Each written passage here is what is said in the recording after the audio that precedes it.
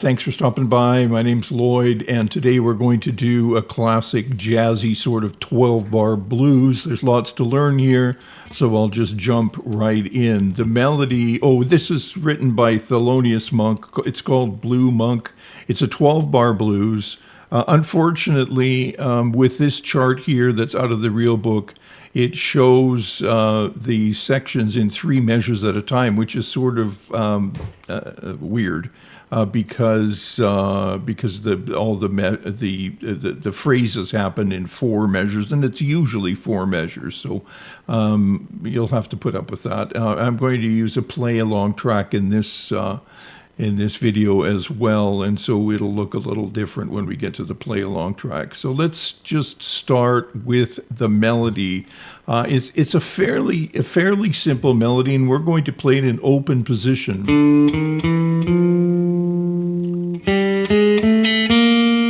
I'm going to take it back to the beginning. So it's just chromatic line beginning on the 3rd of the B flat chord.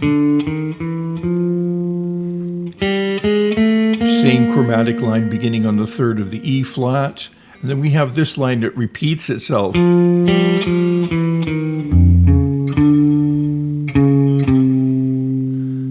then that E flat line again. Another chromatic line over that E diminished. And there's that repeated line.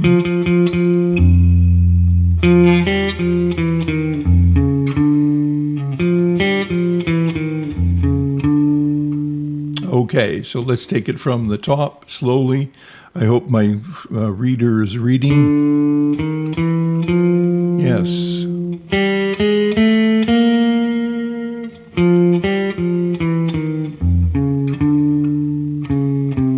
Probably have fun with this.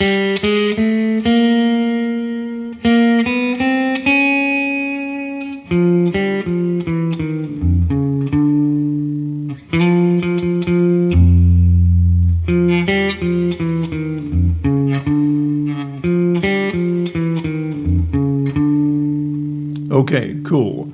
So that's the melody or the head. And chords, we have a B flat. It says B flat, but you're not going to play it as a triad, right? We're going to play it as a 6 chord. And then to the E flat 7, back to the B flat 6, F7, returning to B flat 6, B flat 7 acts as a secondary dominant leading to the 4, which I'm playing as an E flat 6. You could probably play it as a, maybe not, yeah. Let's play it as a 6. And then E diminished. And then the 5, and leading back to the 1. And then the F7 or 13. And then, so just keep it simple like that. So that gives us the head and some basic chords that we can start to comp with. Now we'll move to the play along track and take a look at what that looks like. So let's just take a look at the chords first. We have the B flat 6 again, and then the E flat 7, and then the B, and then now we have in this chart a B flat 9, F7, back to a B flat 6. B flat 7 acting as a secondary dominant leading to the E flat 6, E diminished 7, B. That's a nice sounding 9. And then the 9. There's that 13.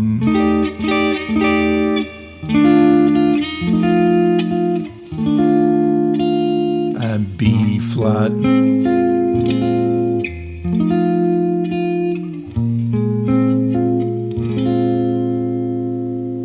Okay. Now we can also you'll notice in the solo there's a couple of little turnarounds and some other stuff that's happening. Let's maybe just play through the changes without, or no, I think I'll play that first melody as well.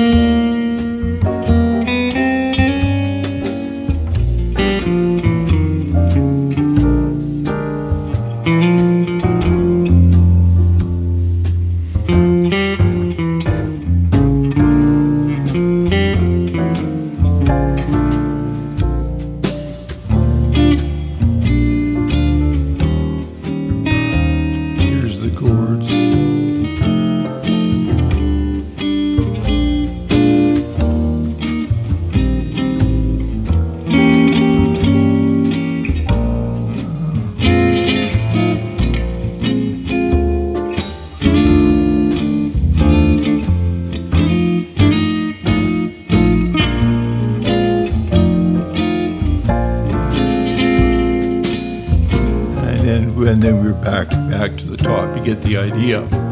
Okay, now I think it might be a cool idea to just take a look at this melody and move it up an octave. So rather, if you're really keen, try this little B flat 7. So as I said, it starts on the 3.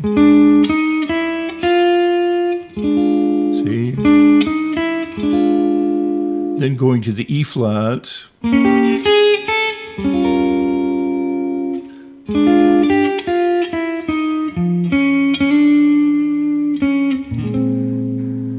E flat.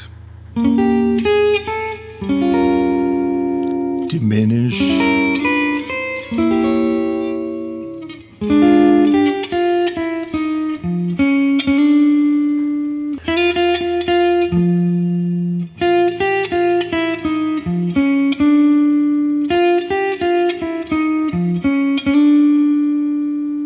So yeah, that would be a nice idea to try it up there if you want to challenge yourself a little bit.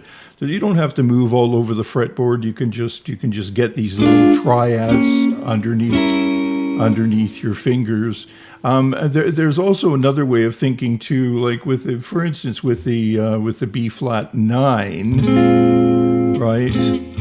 You can just play it like that, right? You don't necessarily have to add the bass note. That goes for most chords, especially since the play-along track here has a bass in it. So, let the bass do its work and you can shorten up the chords.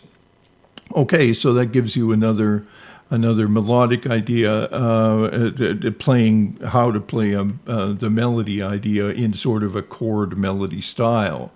Okay, and now when you want to solo over something like this, as I've suggested in the past, just try to establish what the chords are, right? To begin with, you have,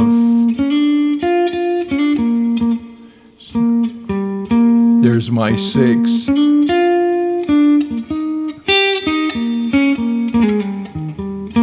There's my 4 chord, right? I'll show you what I mean.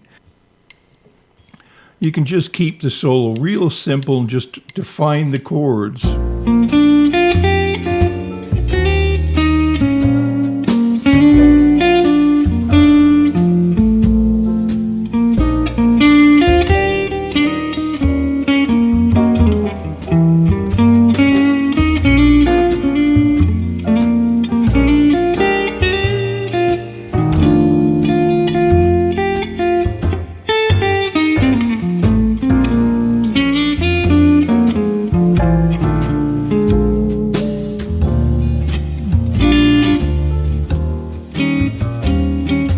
Right. So I'm not throwing in any flat fives or flat nines, and you can feel free to do that. I'm not going to take this lesson too much further because I think that this will give you plenty to work with. It's a really nice progression, a fun melody and a fun progression, especially in the solo section here. In the solo section, we have a B flat 6, E flat 7. There's lots of different substitutions, but here's one of them that you can use: the 2 to the 5 in E flat, leading to E flat, right? Really nice.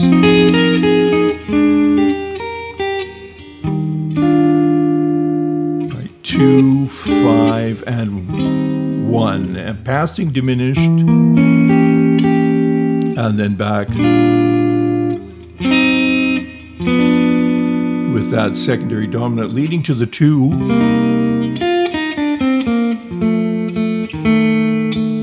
And then, here I should point this out.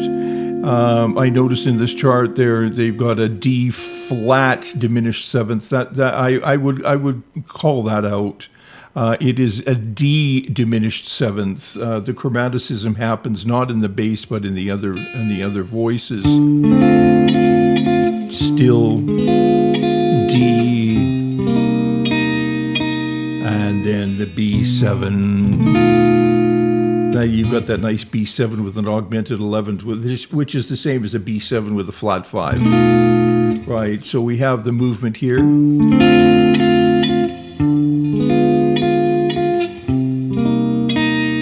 Here's a B7.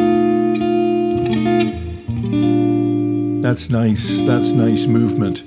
So notice these 2 5s. It gives you an opportunity to play over a 2-5, which is not really a thing that happens in your basic sort of simpler 12-bar blues. Let's put it that way, right? So we have 1 4 1 2 5 leading to the E flat, 2 5 of E flat, passing diminished. We call that a passing diminished because it's passing.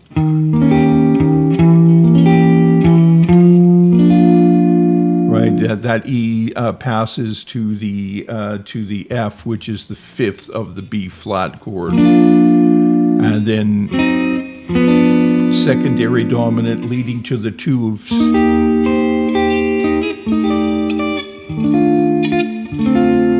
Turn around.